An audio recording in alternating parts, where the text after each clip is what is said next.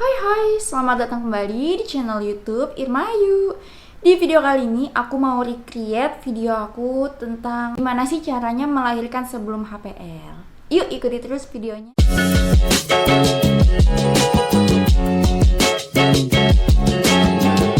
Kenapa sih aku mau recreate video itu? Karena video itu udah ditonton sekian ratus ribu penonton. Terima kasih buat yang udah nonton.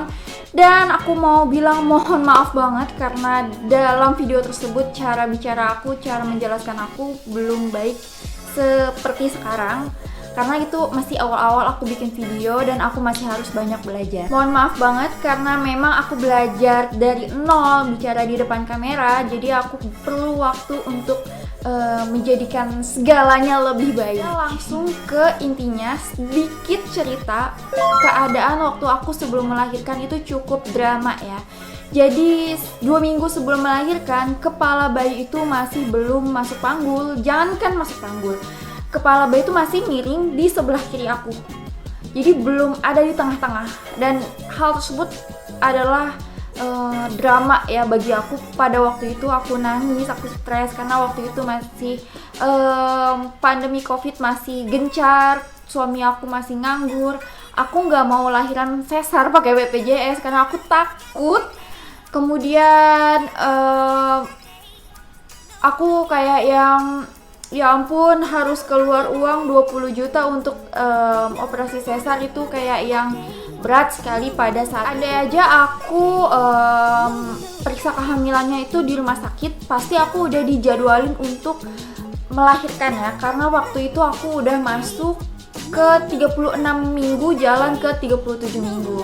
Tapi karena aku periksa di bidan Bidan Iin Handayani, terima kasih banyak atas segala bantuannya, dukungannya, dan segala positif vibes-nya yang buat aku bisa lahiran secara lancar dan normal. Jadi ketika 2 minggu itu aku belum masuk panggul, Ibu Iin itu memberikan nasihat, kamu kerjakan dulu apa yang saya ajarkan. Kalau seminggu lagi di USG belum juga menepati posisi yang tepat, maka kamu mau nggak mau harus daftar untuk operasi gitu. Dan jangan khawatir bahwa operasi juga bukan berarti kamu nggak jadi ibu, kamu tetap menjadi ibu. Ibu Iin kemudian memberikan aku beberapa advice dan saran, kemudian aku kerjain semuanya. Di antaranya yaitu gerakan-gerakan optimalisasi kepala janin. Nah, gerakan-gerakan tersebut ada yang deep squat, kemudian ada jalan jongkok, kemudian dan lain-lain. Ibu Iin itu nyontohin aku di ruang periksa. Kemudian aku disarankan juga belajar lagi melalui media internet dan YouTube. Aku ikuti gerakannya dan Masya Allah seminggu kemudian kan aku USG, itu aku udah masuk panggul, udah pada posisi yang tepat untuk melahirkan dan sudah mulai kontraksi palsu. Tinggal ditunggu waktunya untuk benar-benar ada kontraksi asli dan siap melahirkan. Oke, itu latar belakang aku melahirkan. Nah, sekarang tips yang pertama supaya teman-teman itu bisa melahirkan secara normal sebelum HPL.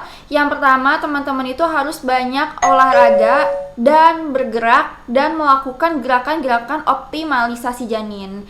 Di antaranya yaitu yoga. Banyak ya di internet, karena aku juga belajar melalui YouTube dan internet. Jadi teman-teman gak boleh bermalas-malasan ya kalau teman-teman mau segalanya itu sesuai dengan harapan.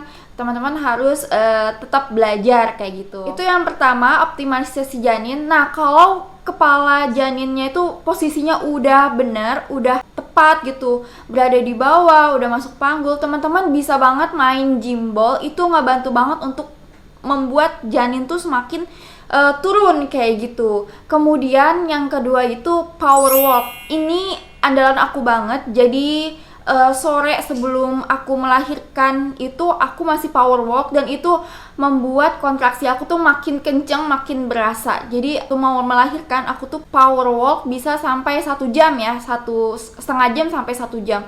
Bahkan aku kerjakan saat pagi dan sore hari. tips mengerjakan power walk itu jalannya nggak leyeh-leyeh ya. Jadi mentang-mentang ibu hamil berat gitu, jalannya leleh-leyeh gitu. Enggak, tapi Ibu Iin tuh ngajarin aku jalannya tuh jalan cepet.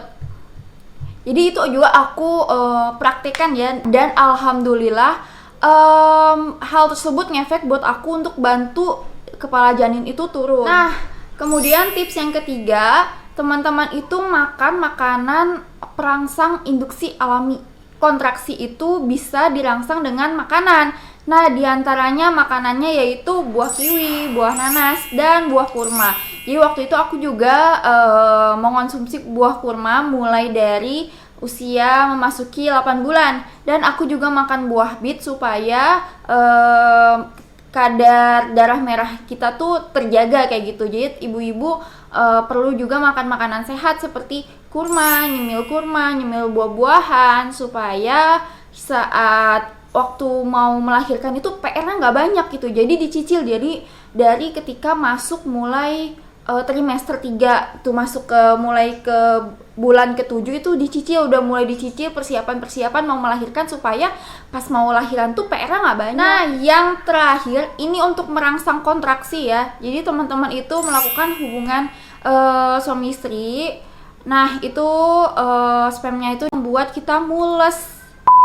Teman-teman cobain deh yang lagi hamil besar, ini tuh beneran buat mules ya. Tips aku melahirkan sebelum HPL sebenarnya itu aja, dan aku tuh alhamdulillah saat itu bisa melahirkan H-1 sebelum HPL. Jadi aku nggak harap-harap cemas nih, udah lewat hari HPL dan alhamdulillah banget H-1 tuh udah lahir, udah keluar dengan lancar, alhamdulillah dibantu di bidan, dibantu di klinik Ibu Bidan Iin.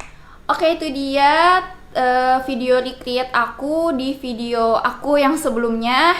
Di sini aku jelasin ulang karena banyak yang nonton, jadi aku mencoba untuk menjelaskan ulang dengan bahasa yang lebih oke, dengan cara bicara yang lebih oke. Semoga teman-teman suka sama video ini dan semoga video ini bermanfaat buat teman-teman dan ibu-ibu yang sedang hamil besar atau ingin melahirkan. Yuk, semangat! Kita perempuan diciptakan untuk melahirkan kok, jadi jangan berkecil hati dulu sebelum hari itu tiba. Usahakan semaksimal mungkin, insya Allah semua sesuai dengan harapan teman-teman. Dan jangan lupa juga untuk berserah kepada Allah yang Maha Esa supaya lebih lancar lagi. Jadi kalaupun sesuatu itu terjadi tidak sesuai harapan, teman-teman bisa lebih lapang, bisa lebih nerima, dan bisa lebih bersyukur lagi. Tenang aja kok, menjadi ibu atau tidak itu tidak berdasarkan kita melahirkan secara normal atau tidak. Oke, itu dia video recreate-nya. Terima kasih buat yang udah nonton. Dukung terus channel YouTube aku supaya aku bisa lebih semangat lagi untuk bikin konten. Jangan lupa yang belum subscribe untuk di-subscribe, dan juga jangan lupa untuk tekan tombol like, komentar, dan share-nya. Assalamualaikum.